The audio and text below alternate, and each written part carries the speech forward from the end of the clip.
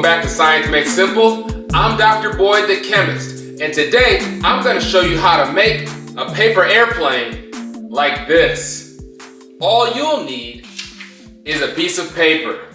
I'll also tell you all about the physics behind how paper airplanes fly. Many days of my youth were spent making paper airplanes.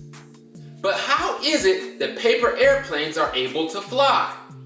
Well, there are at least 4 forces acting on a paper airplane when it is in flight.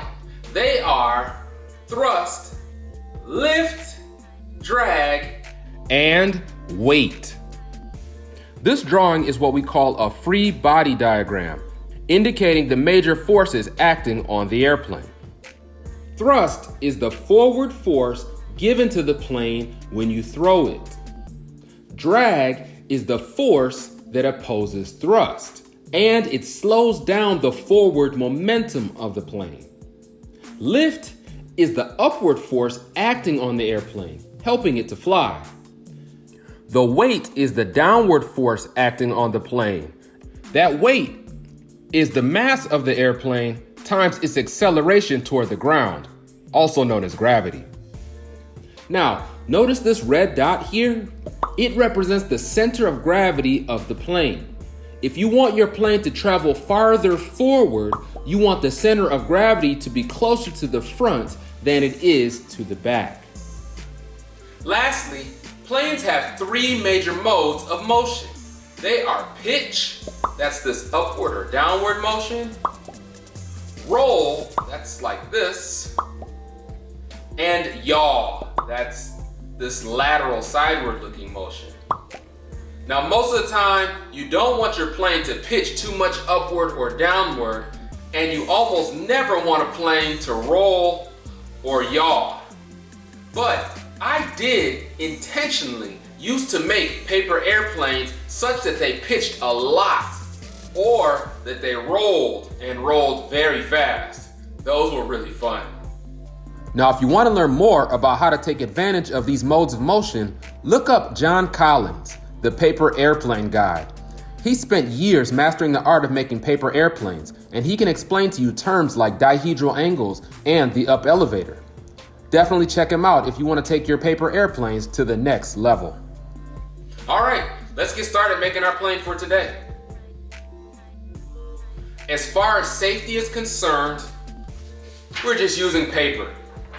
This is very safe, no need for goggles, gloves, or a lab coat.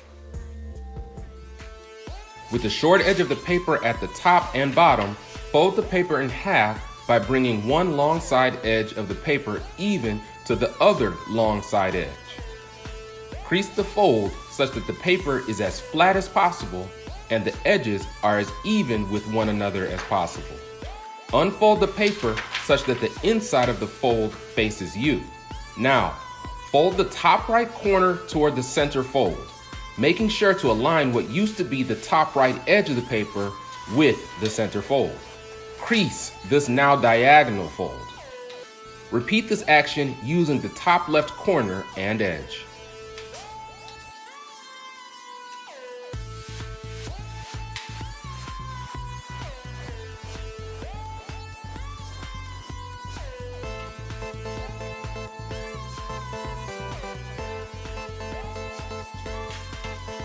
Now, fold the paper along the main center fold such that the diagonal flaps are on the outside. In other words, fold the plane inside out along the main center fold. Crease the fold.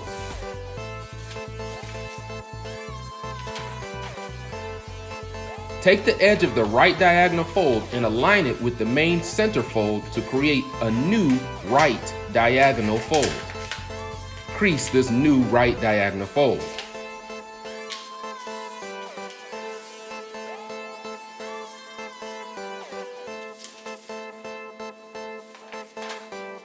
Repeat this process with the left diagonal fold.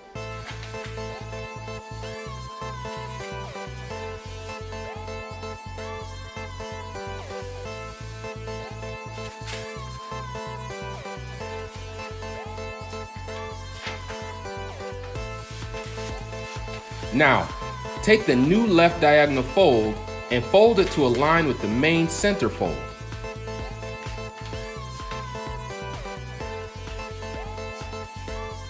Crease the diagonal fold.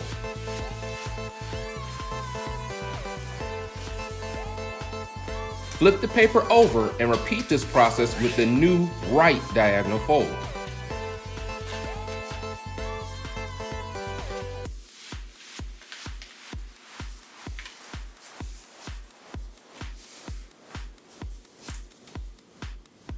And you're almost finished. Just pull down the outer folds or flaps that you just made such that those flats can sit flat on a tabletop. Making precise folds and creases will have an effect on how well the plane flies. So if you've got really steady hands, a good eye, and precise folding, that will help you achieve the type of flight performance you desire.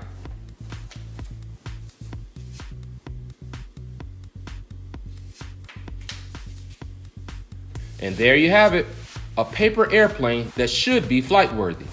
The only thing left to do is to test it out. So I went outside and threw this plane around a bit. I can get this one to fly 20 to 30 feet consistently. Not my best work, but definitely good enough for some outside fun.